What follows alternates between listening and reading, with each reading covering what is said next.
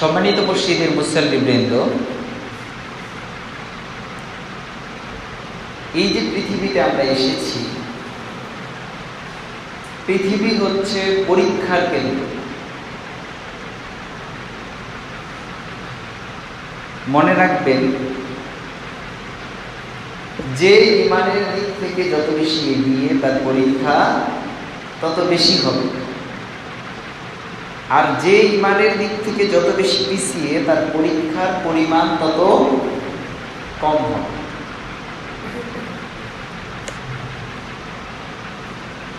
আমাদেরকে আল্লাহ রাব্বুল আলামিন দুনিয়াতে কেন পাঠিয়েছেন যদি প্রশ্ন করা যায়, তাহলে মূল উত্তর হলো যে আল্লাহ রাব্বুল আলামিন দুনিয়াতে আমাদেরকে পাঠিয়েছেন পরীক্ষার জন্য।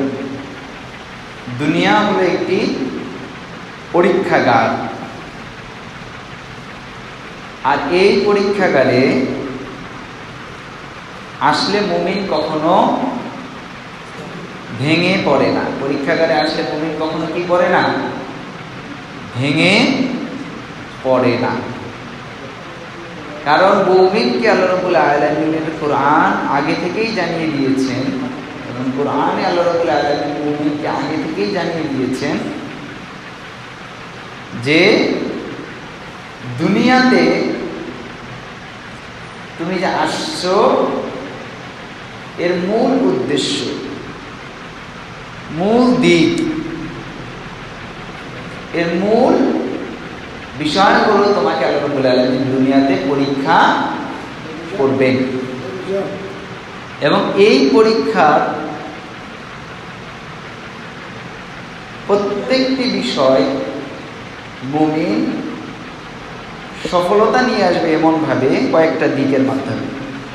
তার একটি হলো সবরের মাধ্যমে, আর একটি হলো আল্লাহর দিকে ফিরে আসার মাধ্যমে, এবং সর্বশেষ যে দিকটা সেটা হচ্ছে নিজের সংশোধনের মাধ্যমে। নিজের কিসের মাধ্যমে? সংশোধনের মাধ্যমে।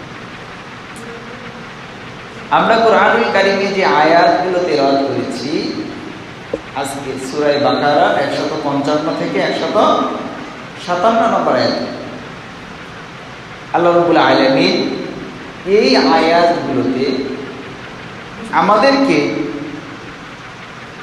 স্পষ্টভাবে জানিয়ে দিয়েছেন যে দুনিয়াতে তিনি আমাদেরকে কিভাবে পরীক্ষা করবেন, যারা পরীক্ষা অংশগ্রহণ করবে তাদের দিকটা কেমন হবে, এখানে আসলে সে সফল হবে নাকি ব্যর্থ হবে, কিভাবে সফলতা পাবে, এবং ধৈর্য ধারণ করলে তার পুরস্কার কি, ধৈর্য থেকে বিচ্যুত হলে তার পদস্খলন ঘটবে, পদস্খলনের পরিণতি কি। আল্লাহ রাব্বুল আলামিন আমাদেরকে কোরআনের এই আয়াতগুলোতে তা স্পষ্টভাবে জানিয়ে দিয়েছে। আল্লাহ রাব্বুল আলামিন বলেন, ওয়ালানাবলুআন্নাকুম বিশাইইন মিনাল খাউফি ওয়াল জুই।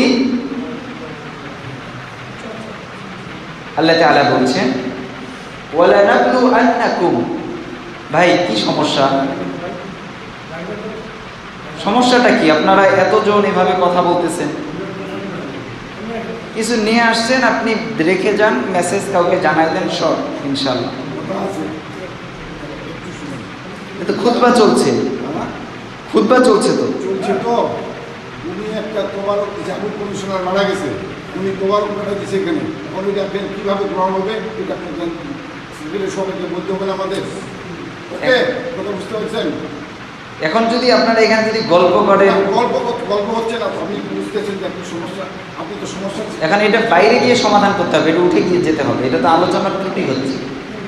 উনি একটা তোবারক কিন্তু এটা তো তোবারকটা এখানে গ্রহণ হবে কি না এটা সেখানে সময় তুমি বলবো না, এটা তো খুতবার সময়, এটা আপনি এখানে বসে তো করতে পারেন না, সমাধান আপনি বাইরে গিয়ে করবেন। হ্যাঁ, কিন্তু বেতার হবে না, গায়ে যাবে না, বেতার হবে, এটা বুঝতে হবে না। এখন খুতবা চলাকালীন সময় তো আপনি সামনে কথা বলতে পারেন, আপনি প্রয়োজনে বাইরে কথা বলবেন। উনি চলে যাবে, এটা আরো অন্য জায়গায় যাবে। এইটা এখন সেটাই সভাপতি, ওটা এক কর্নারে রেখে দিবে, ওটা পরে মসজিদ কমিটি মিলে আলোচনা করবে। সেটাই সভাপতি স্যার, আমি কোথায় দিতে পারবো? আমার ভাই আপনি একটা কাছে জাযাকাল্লাহ।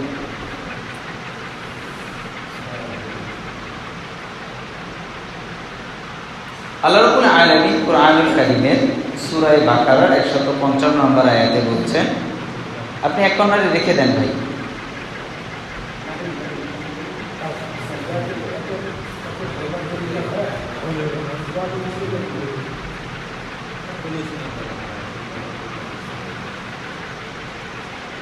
আল্লাহ রাব্বুল আলামিন বলছেন, ওয়ালা নাবলু আন্নাকুম, অবশ্যই আমি তোমাদেরকে কি করব?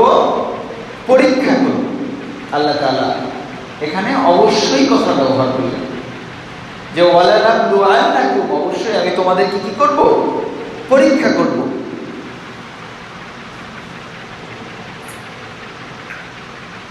বিশাইইন, কোনো কিছু দ্বারা, কোনো কিছু দ্বারা, যে কোনো কিছু দ্বারা। এখন এটা কোন কি দ্বারা আল্লাহ পরীক্ষা করবেন?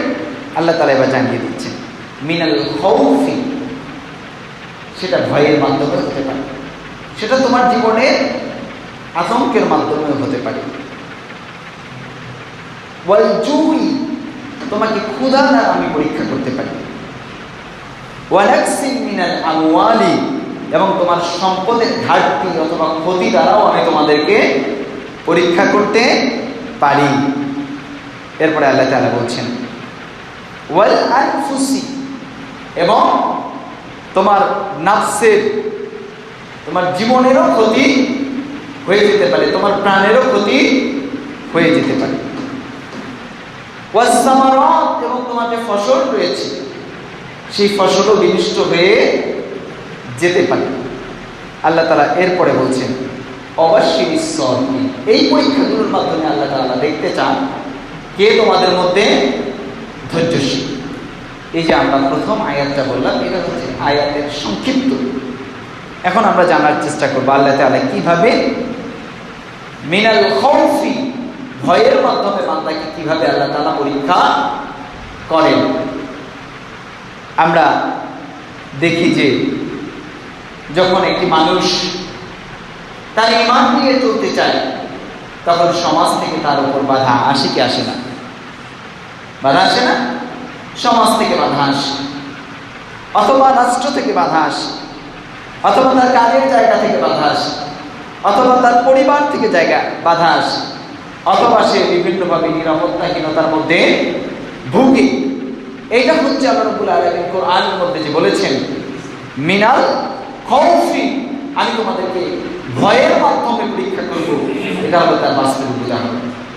হয়তো দেখা যাচ্ছে সে অনেক ভালো ঈমানদার, আল্লাহওয়ালা, পরহেজগার, মুত্তাকি, কিন্তু তার সমাজের লোকেরা তার এই তাকওয়া, তার এই পরহেজগারিতাকে মেনে নিতে পারছে না, তাকে বিভিন্নভাবে বাধা দেওয়ার চেষ্টা করছে, বিভিন্নভাবে হেয় প্রতিপন্নতা করার চেষ্টা করছে। আল্লাহ তাআলা বলছেন, এই যে বিভিন্নভাবে তোমাকে তোমার প্রতিবেশী, তোমার রাষ্ট্রের লোক, তোমার সমাজের লোক, তোমার পরিবারের লোক, তোমার কর্মস্থলের লোকেরা তোমাকে যে বাধা দিচ্ছে, এটা আসলে তোমার জন্য একটি ঈমানের পরীক্ষা। কিসের পরীক্ষা? এটা ঈমানের পরীক্ষা। এই ভয়ের জায়গায় মানুষেরা দ্রুত সিদ্ধান্ত নেয় এবং সিদ্ধান্ত নিয়ে সে ভুল পথে চলে যায়। কিন্তু মুমিন মুত্তাকিদের জন্য করণীয় হলো, সে মনে করবে যে এই যে ভয়, এই যে অনিশ্চয়তা, এই যে হতাশা, এটার মূল কারণ হলো আল্লাহ রাব্বুল আলামিন আমাকে কি করছেন? পরীক্ষা করছেন। কি করছেন? পরীক্ষা করছেন। এবং এই পরীক্ষায় ধৈর্য ধারণ করা, ঈমান নিয়ে টিকে থাকা, এটাই আমার বিজয়ের মূল দিক। উদাহরণস্বরূপ হযরত ইউসুফ আলাইহিস সালাম স্বপ্নে দেখলেন, সূরা ইউসুফের বর্ণনা বলছি, স্বপ্নে দেখলেন যে আকাশে চাঁদ এবং সূর্য, পাশাপাশি 11টি তারকা তাকে সিজদা করছে। তাকে কি করছে? সিজদা করছে। তিনি এই ঘটনা তার বাবাকে বললেন। কাকে বললেন? তার বাবাকে বললেন যে বাবা, আমি স্বপ্নে দেখেছি যে আকাশের চাঁদ এবং সূর্য সঙ্গে 11টি তারকা আমাকে সিজদা করছে। আল্লাহ রাব্বুল আলামিন তার পিতা নবী ছিলেন, তার পিতাকে স্বপ্নের ব্যাখ্যা করার সক্ষমতা প্রদান করেছিলেন, যেমনটা আল্লাহ তাআলা ইউসুফ আলাইহিস সালামকেও প্রদান করেছিলেন। পিতা বললেন যে এই কথা তুমি কাউকে বলিও না, আল্লাহ রাব্বুল আলামিন তোমাকে নবী বানাবেন এবং সম্মানিত নবীদের একজন বানাবেন। কিন্তু ঘটনা কিছুটা হলেও বাইরে পাবলিশ হয়।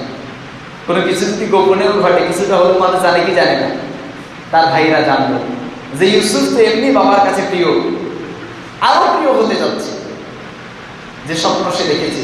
তাই ইউসুফ আলাইহিস সালামকে তার ভাইয়েরা হত্যা করার জন্য চিন্তা করল। এবং তারা কি করলো, তারা এই চিন্তা একটি প্ল্যান বাস্তবায়নের জন্য ইউসুফ আলাইহিস সালামকে খেলার জন্য মাঠে নিয়ে গেল এবং ইউসুফ আলাইহিস সালামকে একটি কূপের মধ্যে ফেলে দিল। ইউসুফ আলাইহিস সালাম কি বিচলিত হয়েছিল? বিচলিত হয়েছে, ধৈর্য ধারণ করেছে। আল্লাহ তাআলা প্রত্যেকটি পরীক্ষাকে মেনে নিয়েছে। আল্লাহ রাব্বুল আলামিন তাকে সফলতার দ্বার প্রান্তে পৌঁছে দিয়েছেন কি দেন? দিয়েছে। ঠিক এমনভাবে নবী মুহাম্মদ সাল্লাল্লাহু আলাইহি ওয়াসাল্লামকেও আল্লাহ তাআলা নানাভাবে পরীক্ষার সম্মুখীন করেছেন। তিনি তার স্বজাতি দ্বারা আক্রমণের শিকার হয়েছে। শেষে মক্কা ছেড়ে তায়েফে দাওয়াত দিতে গেছে, সেখানেও আক্রমণের শিকার হয়েছে। কিন্তু আল্লাহ রাসূল সাল্লাল্লাহু আলাইহি ওয়াসাল্লাম বিচলিত হননি, তার দাওয়াতকে বন্ধ করে দেননি। তো আল্লাহ তাআলা এটাই বলছেন যে আমি তোমাদেরকে ভয়ের মাধ্যমে পরীক্ষা করব, তোমরা এই ভয়ের মধ্যে টিকে থাকতে পারো নাকি হতাশাগ্রস্ত হয়ে পথ বিচ্যুত হয়ে যাও। নাহলে হতাশা কখনো মুমিনকে গ্রাস করতে পারে না, ভয় কখনো মুমিনকে গ্রাস করতে পারে না। আল্লাহ রাব্বুল আলামিন এর পরের বার বলছেন যে তোমাদেরকে শুধু যে ভয় দেখাবো এমনটা নয়, ওয়াল জুই, তোমাদেরকে আমি ক্ষুধা দ্বারাও পরীক্ষা করব। ক্ষুধা দ্বারা পরীক্ষা বলতে কেমন? যে আমি না খেয়ে থাকবো এমনটা নয়, হ্যাঁ না খেয়েও থাকতে পারি। যেমন আজকে ফিলিস্তিনের ভাই এবং বোনেরা, গাজার ওই ভাই এবং বোনেরা, ওই শিশুরা যারা একবেলা কি খাবে এটার নিশ্চয়তা পায় না। এটা কি আল্লাহ তাআলার পক্ষ থেকে তাদের জন্য একটি ক্ষুধার পরীক্ষা? তাদের দেশে জন্মের পর থেকে তারা যুদ্ধ দেখে আসছে, এই যে যুদ্ধ বিগ্রতা, এটাও তাদের জন্য একটি ভয়, এটাও একটি কি তাদের জন্য পরীক্ষা। তার মানে আল্লাহর কোরআনের এই আয়াত বলছে যে আমাদের তুলনায় তারা ঈমানের দিক থেকে অনেক এগিয়ে, তাই তাদের উপরে এত বেশি পরীক্ষা হচ্ছে। রাসূলুল্লাহ সাল্লাল্লাহু আলাইহি সাল্লামকে আসহাবে আজমাইন প্রশ্ন করলেন, ইয়া রাসূলুল্লাহ, সবচেয়ে বেশি পরীক্ষার সম্মুখীন কারা হয়েছে? আল্লাহ রাসূল বললেন নবীরা। বললেন ইয়া রাসূলুল্লাহ কেন? আল্লাহ রাসূল জানিয়ে দিলেন কারণ নবীদের ঈমানের রেশিও, ঈমানের পরিমাণ সবচেয়ে বেশি। সুবহানাল্লাহ। তাহলে যার ঈমানের পরিমাণ, যার ঈমানের রেশিও যত বেশি, তার জীবনে পরীক্ষা তত বেশি। আপনি দেখেন প্রত্যেক নবী রাসূলের জীবনী, প্রত্যেকের জীবনে পরীক্ষা আর পরীক্ষা। ইব্রাহিম আলাইহিস সালামকে দেখেন, যে জন্মের পর তাওহীদ এবং আল্লাহর একত্ববাদকে খোঁজার জন্য ব্যতিগ্রস্ত হয়ে গিয়েছিলেন। খুঁজতেছেন কোথায় গেলে আল্লাহ তাআলাকে পাবো, আল্লাহ তাআলাকে পেয়ে গেলেন।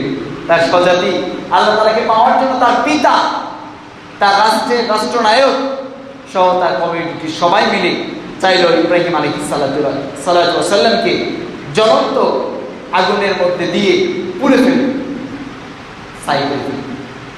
ইব্রাহিম আলাইহিস সালাম আগুনের মধ্যে নিক্ষিপ্ত হওয়ার আগ পর্যন্ত ধৈর্যহারা হয়েছিল। কোনো পদস্খলন ঘটেছিল না। আল্লাহ তাআলার উপর তাওয়াক্কুল করে তিনি আগুনে ঝাঁপ দিয়েছিলেন। কিন্তু আগুনকে আল্লাহ রাব্বুল আলামিন সেদিন কি করে দিয়েছিলেন? প্রজ্বলনের জায়গায় শান্তিময় করে দিয়েছিল। ইব্রাহিম আলাইহিস সালামের জন্য কি করে দিয়েছিল? শান্তিময় করে দিয়েছিল। তার স্বজাতিটাকে হত্যা করতে না পেরে এবার প্ল্যান করলো যে কিভাবে ইব্রাহিমকে এই জায়গা থেকে বের করে দেওয়া যায়। তাকে স্বজাতি বের করে দিল তার জনপদ থেকে। ইব্রাহিম আলাইহিস সালাম ছুটছেন গন্তব্যহীন, কোথায় যাবে লক্ষ্যহীন এক জায়গায়। তিনি সেখানে চলে গেলেন। কোথায় গেলেন? মিশরে গেলেন। কোথায় ছিলেন ইব্রাহিম আলাইহিস সালাম? মিশরে। কিন্তু তার পৈতৃক ভূমি কোথায়? ইরাকে। তার পৈতৃক ভূমি কোথায়? ইরান থেকে মিশরে এসেছে। আজকের মতো কিন্তু প্রাইভেট জেট বিমান নাই, রকেট লঞ্চার নাই, আধুনিক কোনো প্রযুক্তি নাই, কোনো যানবাহন নাই। তার জীবন সঙ্গিনীকে নিয়ে একা পথে হাঁটছেন, শুধু তার জীবন সঙ্গিনী আর তিনি। প্রতিমধ্যে জালিম শাসক একজন স্বামীর কাছ থেকে একজন স্ত্রীকে কেড়ে নিয়ে যখন সেই স্ত্রীকে ধর্ষণ করতে চায়, এটা একজন স্বামীর কাছে কতটা বেদনাদায়ক। যারা এই পরিস্থিতিতে পড়েছে তারাই বুঝতে পারে। একজন নবী রাসূল হয়ে এমন পরিস্থিতির সম্মুখীন হয়েছে।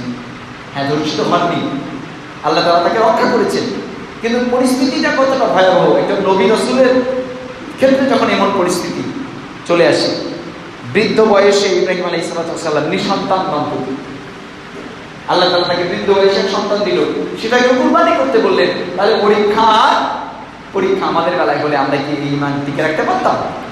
আল্লাহ তাআলা এটাই বলছেন যে আমি তোমাদেরকে ভয় দ্বারা পরীক্ষা করব। এরপর বললেন আমি তোমাদেরকে ক্ষুধা দ্বারা পরীক্ষা করব। তোমার এমনও হয়ে যেতে পারে এই ক্ষুধা শুধুমাত্র পেটের ক্ষুধা না। আজকে আমাদের দেশে আল্লাহ রাব্বুল আলামিন আমাদেরকে আলহামদুলিল্লাহ পর্যাপ্ত পরিমাণ খাদ্যশস্য দেওয়ার পরেও আমরা নানাবিধভাবে আরো সংকটের মধ্যে পড়ছি না, কি পড়তেছি না? তাহলে ঈমানদারদের জন্য মনে রাখতে হবে যে এই সংকট, এটা আল্লাহ রাব্বুল আলামিন আমাদেরকে যে বলেছেন আমি তোমাদেরকে ক্ষুধা দ্বারা পরীক্ষা করব, তার একটি নমুনা, তার একটি কি নমুনা। এবং ঈমানদার এর থেকে কঠিন পরীক্ষার মধ্যে সম্মুখীন হলেও সে মনে করবে আল্লাহ তাআলা আমাকে বলেছে পরীক্ষা করব, তাই আমি পরীক্ষার জন্য কি নিব? প্রস্তুতি নিব। কিন্তু যারা বেঈমান, যারা মুনাফিক, যারা কাফের, তারা বিচলিত হবে, তারা ইসলাম থেকে বের হয়ে যাবে।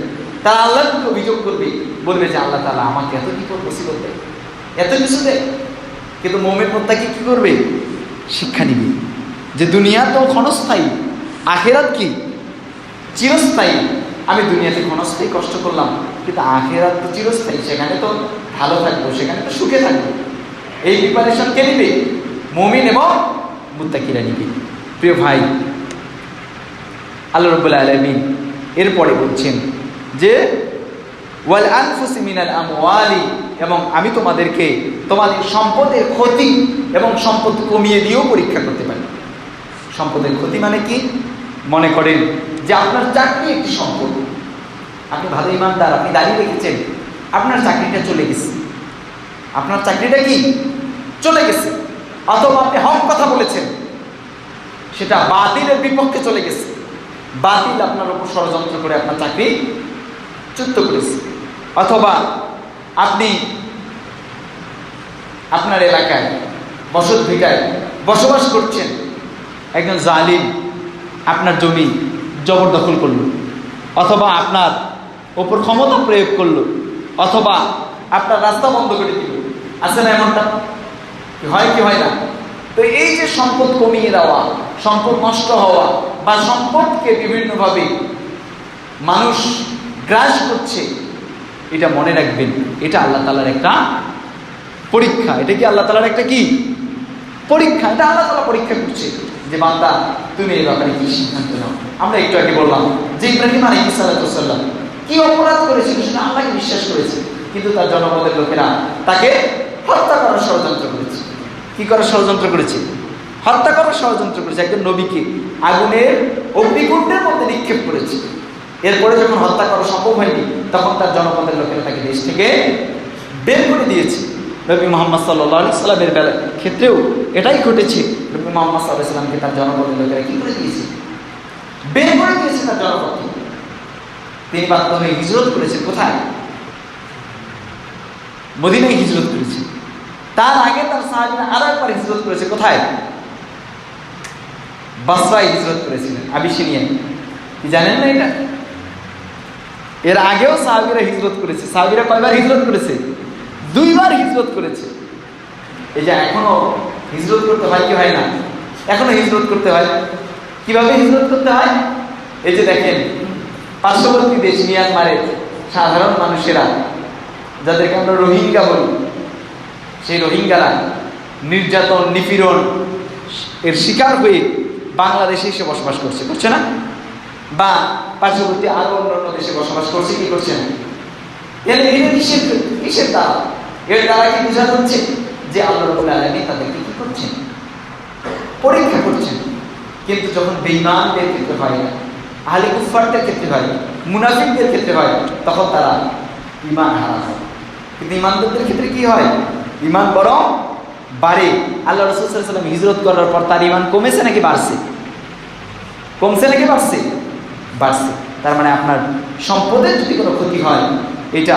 আপনার চাকরি যদি চলে যায়, আপনার ব্যবসায় যদি লোকসান হয়, আপনি যদি ঋণের মুখোমুখি হয়ে যান, কিংবা আপনার সঞ্চয় যদি কমে যায়, কিংবা আপনার অন্যান্য সম্পদে কেউ যদি জোর দখলদারিত্ব করে, তাহলে আপনি ধৈর্য ধারণ করবেন এবং তাকওয়ার পথ অবলম্বন করবেন। অবশ্যই হারামের সঙ্গে সম্পৃক্ত হওয়া যাবে না। কিন্তু আমাদের সম্পদের ঘাটতি হলে আমরা কি করি? আমরা বিভিন্ন এনজিওর কাছে যাই, বিভিন্ন লোন সিস্টেমের কাছে যাই, বিভিন্ন সিস্টেমে গিয়ে হারামের সঙ্গে জড়িত হয়ে যাই। ফলশ্রুতিতে আমরা ইমানের বা ইমানদারদের তালিকাভুক্ত হওয়ার জায়গায় আমরা বেঈমানদের অন্তর্ভুক্ত হয়ে যাই। কি যাই কি যাই না? যাই কি যাই না? তাহলে মুমিনদের করণীয় হলো যে আমার সম্পদের যদি কোনো ক্ষতি হয়, আমার সম্পদ যদি হ্রাস হয়, আমার চাকরি যদি চলে যায়, আমি সবর করব। কার উপর সবর করব? আল্লাহ তাআলার উপর। এবং তাওয়াক্কুল করব আল্লাহ তাআলার উপর, যে হে আল্লাহ, আপনি আমার ক্ষেত্রে যা সিদ্ধান্ত নেওয়া, আপনি সিদ্ধান্ত নেবেন। আপনার সিদ্ধান্তই আমার জীবনে কি সিদ্ধান্ত? চূড়ান্ত সিদ্ধান্ত। আল্লাহ তাআলা বলছেন যে শুধুমাত্র তোমাদের সম্পদকে যে কমিয়ে দিব, সম্পদ যে ক্ষতিগ্রস্ত হয়ে যাবে, এটাই শুধু না, তোমাদের পরীক্ষা এমনও হতে পারে ওয়াল আনফুসি, তোমাদের জীবনেরও ক্ষতি হয়ে যেতে পারে। তোমাদের জীবনেরও ক্ষতি হয়ে যেতে পারে। অথবা আপনার জীবনের ক্ষতি হয়নি, আপনার বাবার মৃত্যু হয়ে গেছে, আপনার বাবা কঠিন রোগে আক্রান্ত হয়ে গেছে, আপনার স্ত্রী কঠিন রোগে আক্রান্ত হয়ে গেছে, আপনি একজন ইমানদার ব্যক্তি, 5 ওয়াক্ত সালাত আদায় করেন, মসজিদের সঙ্গে সম্পর্ক রাখেন, আপনি সবসময় দান সাদাকা করেন, সাধ্য অনুসারে আপনি ভালো কাজ করার চেষ্টা করেন, কিন্তু আপনার বাবা অসুস্থ, আপনার মা অসুস্থ, আপনার স্ত্রী অসুস্থ, কিংবা আপনি নিজে অসুস্থ হয়ে গেছেন, আপনার বাবা মারা গেছে, অথবা কর্মক্ষম সন্তানটা মৃত্যুবরণ করে ফেলেছে, অথবা কর্মক্ষম সন্তানটা অসুস্থ হয়ে গিয়েছে, এই ক্ষেত্রে আপনার হতাশা হওয়া যাবে না, আল্লাহর কাছে অভিযোগ করা যাবে না, বলা যাবে না যে আল্লাহ তাআলা কেন আমাকে এই বিপদের সম্মুখীন করলেন। বরং ধৈর্য ধারণ করতে হবে। বরং কি করতে হবে? ধৈর্য ধারণ করতে হবে। কারণ আল্লাহ তাআলা আগে থেকেই জানিয়ে দিয়েছেন যে আমি এগুলোর মাধ্যমে তোমাদেরকে কি করব? পরীক্ষা করব। এসবের মাধ্যমে আল্লাহ তাআলা আমাদেরকে কি করবেন? পরীক্ষা করবেন। আল্লাহ তাআলা শুধুমাত্র জীবনের ক্ষতির কথা বললেন না, আল্লাহ তাআলা বললেন ওয়াস-সামারাত, এবং তোমাদের ফসলগুলো বিনষ্ট হয়ে যেতে পারে। এই যে কিছুদিন আগে ঘূর্ণিঝড় হলো, ঘূর্ণিঝড়ে আমাদের ফসল নষ্ট হয়ে গেছে না? হয়ে গেছে না? আল্লাহ তাআলা এটাই জানিয়ে দিচ্ছেন 1450 বছর আগে যে তোমাদের ফসল নষ্ট হয়ে যেতে পারে। আপনি এটা ভালো ব্যবসা করছেন, আপনার দোকান সুন্দর চলছে, হঠাৎ করে শর্ট সার্কিটের কারণে আপনার দোকানটা পুড়ে গেছে, হতে পারে না? এটা আপনার দোকানের সমস্ত মালামাল নষ্ট হয়ে গেছে। ইমানদারদের করণীয় হলো এটাতে কি করা?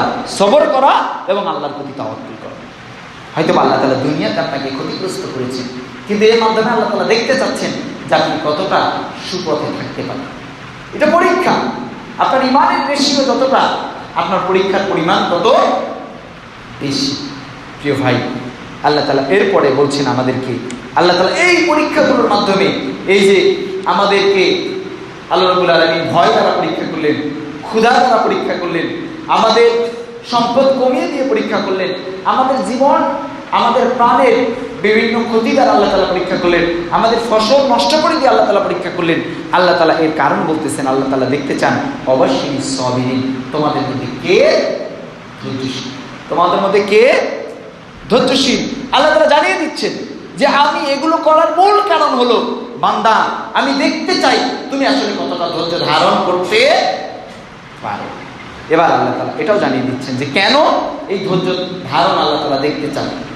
আল্লাহ তাআলা বলতেছেন ওয়াল্লাযিনা, তারা যারা ইজা আসাবাতুহুম মুসিবা, যখন তাদের উপর কোনো বিপদ মুসিবত এসে পড়ে, ক্বালু, তারা বলে, কি বলে? ইন্না লিল্লাহি, নিশ্চয়ই আমরা আল্লাহর জন্য। নিশ্চয়ই আমরা কার জন্য? আল্লাহর জন্য। আমার স্ত্রী কার জন্য? আমার সন্তান কার জন্য? মনে করেন আপনি পিতা খুব ইমানদার, আপনার সন্তানটা আইসিইউতে আছে, আপনার মনে খুব কষ্ট। আল্লাহ তাআলা আমার মতো একজন গরিব অসহায় মিসকিন মানুষ, আমি তো সালাত আদায় করি, আমি কারোর উপর জুলুম করি না, আমি কারোর সম্পদ নষ্ট করিনি, কিন্তু আমার সন্তানটা আজকে আইসিইউতে কেন? অথচ ওই লোক জালিম, তার সন্তানের জন্য কিছুই করতে হয় না, তার সন্তান দিব্যি বেড়ায়, কিন্তু আমি এত ইবাদত করি, আমার সন্তান আইসিইউতে। মনে হয় না মাঝে মধ্যে এটা? আল্লাহ তাআলা বলছেন না, তুমি যদি এইটা মনে করতে পারো ইন্না লিল্লাহ, আরে আমার সন্তান তো আল্লাহর জন্য। আমার সন্তান কার জন্য? আল্লাহর জন্য। ওয়া ইন্না ইলাইহি রাজিউন, আমাদেরকে তো আল্লাহর কাছেই ফিরে যেতে হবে। কার কাছে ফিরতে হবে? আল্লাহর কাছে ফিরতে হবে। এই আসমান জমিনের যা কিছু আছে সব কিছু কার কাছে ফিরবে? আল্লাহর কাছে।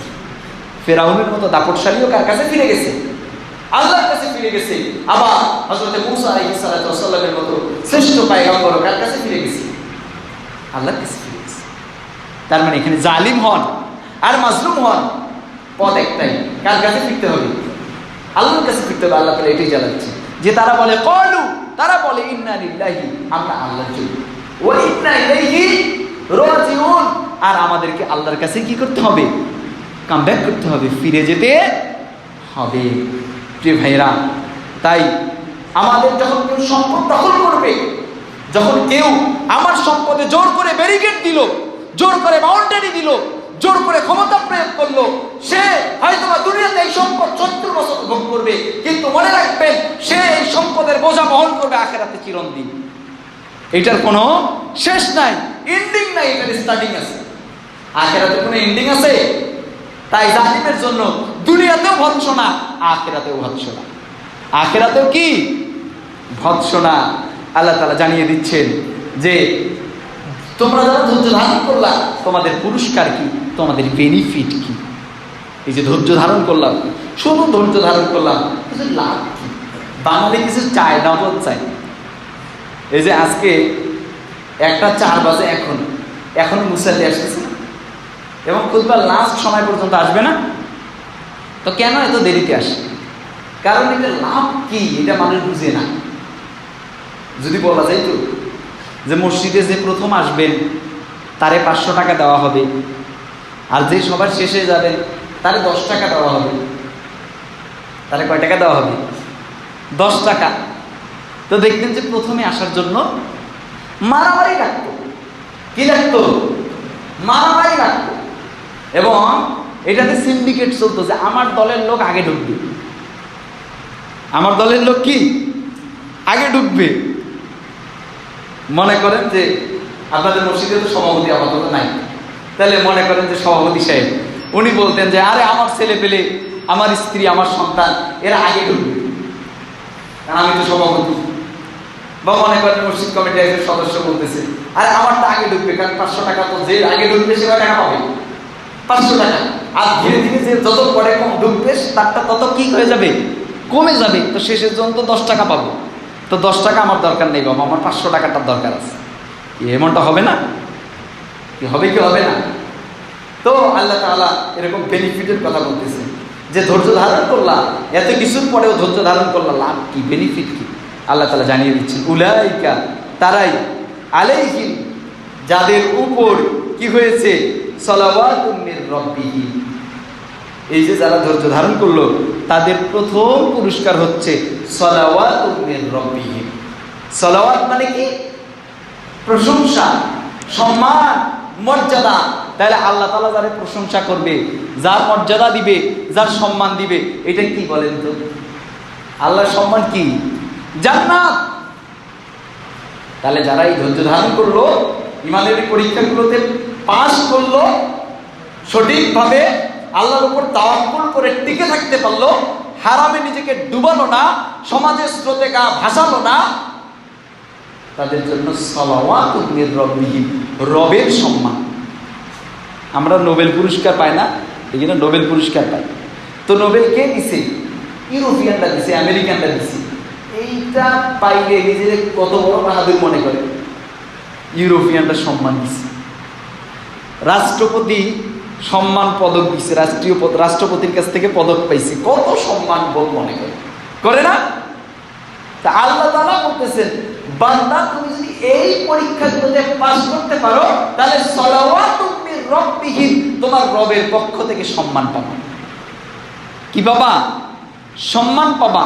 এটা যার তার কাছে না, আসমান জমিনের অধিপতি, সমগ্র সৃষ্টি জগতের মালিক রব্বুল আলামিনের পক্ষ থেকে সালাওয়াত পাবা। কি পাবা? সালাওয়াত পাবা, সম্মান পাবা। 2 নম্বর আল্লাহ তাআলা বলছেন ওয়া রাহমাতু, আর রহমত পাবা। কি পাবা?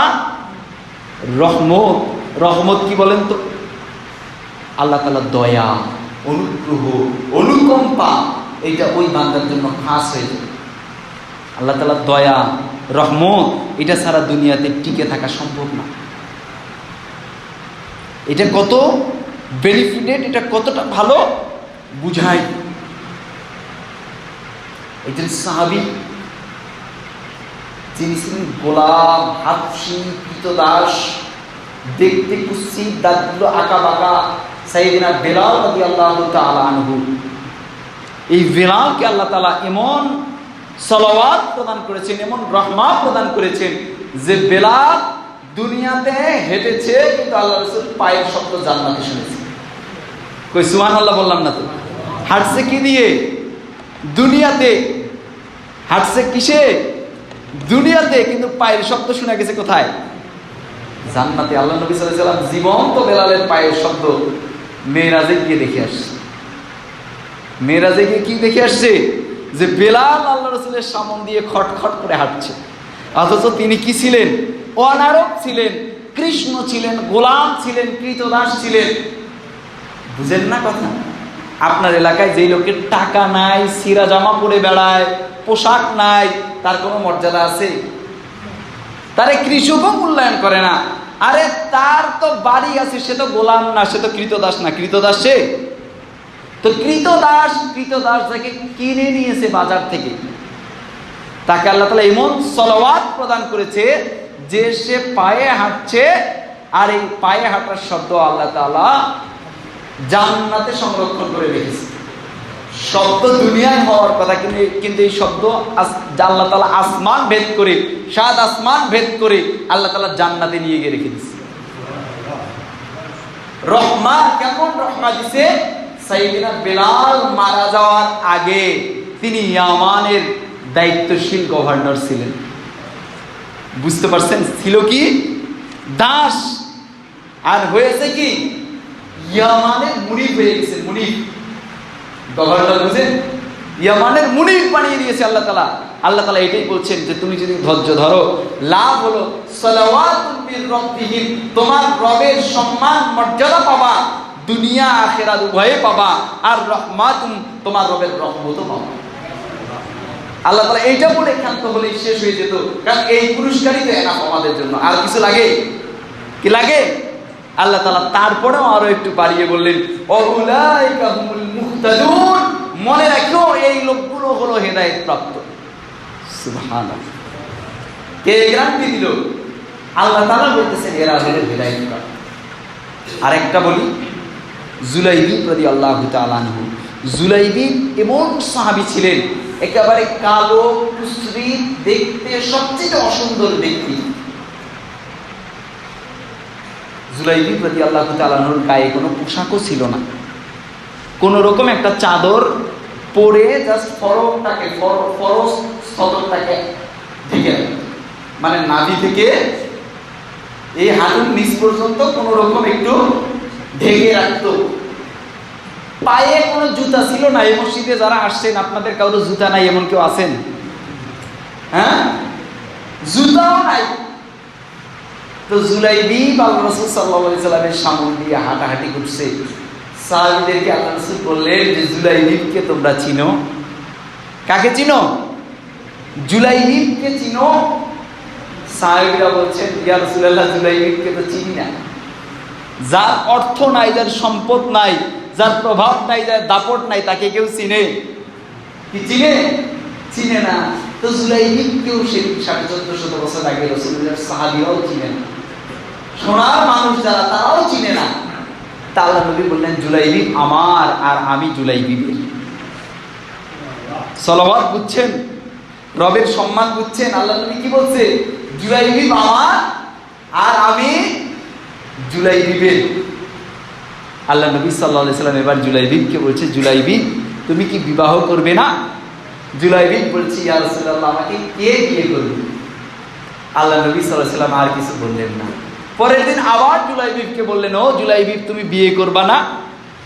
জুলাইবিব বলছে, ইয়া রাসূলুল্লাহ, আমাকে কে বিয়ে করবে? তৃতীয় দিন আবার জুলাইবিবকে আল্লাহ নবী বললেন, জুলাইবিব তুমি কি বিয়ে করবা? জুলাইবি এবার বলছি, ইয়া রাসূলুল্লাহ, আমি তো দরিদ্র, গরিব, মিসকিন, অসুন্দর, কে আমাকে মেয়ে দিবে? আমার তো টাকাও নেই, পয়সাও নেই। আল্লাহ নবী বললেন, মদিনার ওই সম্ভ্রান্ত লোকের কাছে চলে যাও, গিয়ে বলো আল্লাহ রাসূল সাল্লাল্লাহু আলাইহি ওয়াসাল্লাম বিবাহের প্রস্তাব দিয়ে পাঠিয়েছে। উনি ওই বাড়িতে গেলেন, গিয়ে বললেন আল্লাহ রাসূল সাল্লাল্লাহু আলাইহি ওয়াসাল্লাম বিবাহের প্রস্তাব দিয়ে পাঠিয়েছে। ওরা খুশিতে আটখান যে আল্লাহ রাসূল সাল্লাল্লাহু আলাইহি ওয়াসাল্লাম আমাদের মেয়েকে বিয়ে করবে, এমন প্রস্তাব দিয়েছে।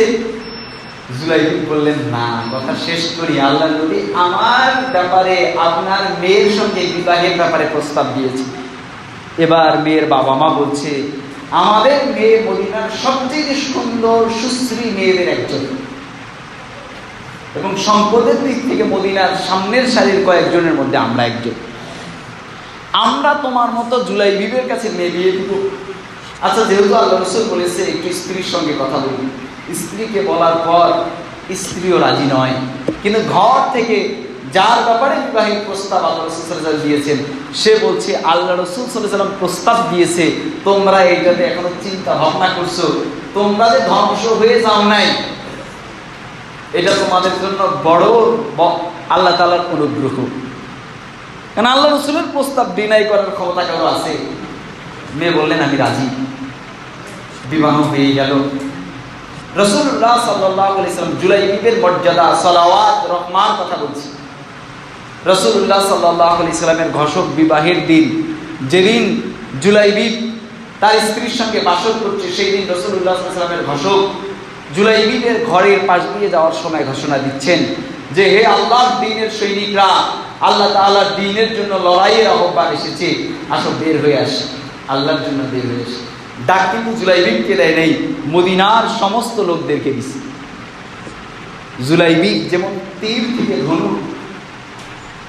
ধনুক থেকে যেমন তীর বের হয়ে আসে, এরকম ধনুক থেকে তীর বের হয়ে আসার মতো নিজের বাসর ঘর ত্যাগ করে ঘোড়াটা এবং তরবারিটা নিয়ে যুদ্ধের জন্য চলে গেছে। সেই যুদ্ধে অসংখ্য সাহাবী শহীদ হয়েছে, তাদের মধ্যে একজন হলো জুলাইবিব, যার পুরো শরীরে আঘাত করা হয়েছে। আল্লাহ রাসূল সাল্লাল্লাহু আলাইহি ওয়াসাল্লাম যখন সমস্ত শহীদদেরকে খোঁজা হচ্ছে, আল্লাহ রাসূল বলছেন, আমার জুলাইবিব কোথায়? আমার জুলাইবিব কোথায়? আল্লাহ রাসূল সাল্লাল্লাহু আলাইহি ওয়াসাল্লাম তার কাছে গেলেন, তাকে চুম্বন করলেন, তাকে জড়িয়ে ধরলেন, হাউমাউ করে কাঁদলেন। আল্লাহ রাসূল সাল্লাল্লাহু আলাইহি ওয়াসাল্লাম একটু পরে মুখটাকে ফিরিয়ে নিলেন। রাসূলুল্লাহ সাল্লাল্লাহু আলাইহি ওয়াসাল্লামের সাহাবীরা বললেন, ইয়া রাসূলুল্লাহ, কেন চেহারাটাকে ফিরিয়ে নিলেন? আল্লাহ রাসূল সাল্লাল্লাহু আলাইহি ওয়াসাল্লাম বলছেন, আরশের মালিক আল্লাহ রাব্বুল আলামিন অপেক্ষা করছেন না জুলাইবিবকে এই যে দাফন করা পর্যন্ত। আল্লাহ তাআলা জান্নাতের নেয়ামতগুলোকে, জান্নাতের হুরগুলোকে দুনিয়ার জমিনে পাঠিয়ে দিয়েছে জুলাইবিবের জন্য। এটা হচ্ছে রবের পক্ষ থেকে সালাওয়াত, রবের পক্ষ থেকে সম্মান। আজ আল্লাহর দ্বীনের জন্য যুবক কি বৃদ্ধ কে কি করছি আল্লাহর দ্বীনের জন্য? করছি কোনো কিছু? তাহলে আমাদের জীবনে এই জন্য আল্লাহর পক্ষ থেকে কোনো সালাওয়াত নেই, তিরস্কার, লাঞ্ছনার, ভৎসনা ছাড়া কোনো কিছুই নেই, রহমাও নেই এবং হেদায়েতও নেই। আছে? এই দিনের কোনো কিছু আছে? সালাওয়াত আছে? রহমা আছে? হেদায়েত আছে? নাই। কারণ আল্লাহর দ্বীনকে আল্লাহর মতো করে গ্রহণ করতে পারি নাই।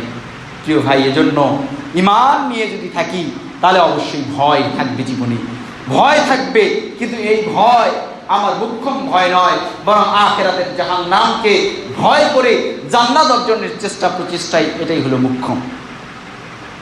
আমার জীবনে ক্ষুধা আসবে, দারিদ্রতা আসবে, নিপীড়ন আসবে, কিন্তু এটা মৌলিক কিছু নয়। কারণ দুনিয়ার ক্ষুধা, দুনিয়ার দারিদ্রতা, দুনিয়ার যন্ত্রণা এটা মোক্ষম কিছু নয়।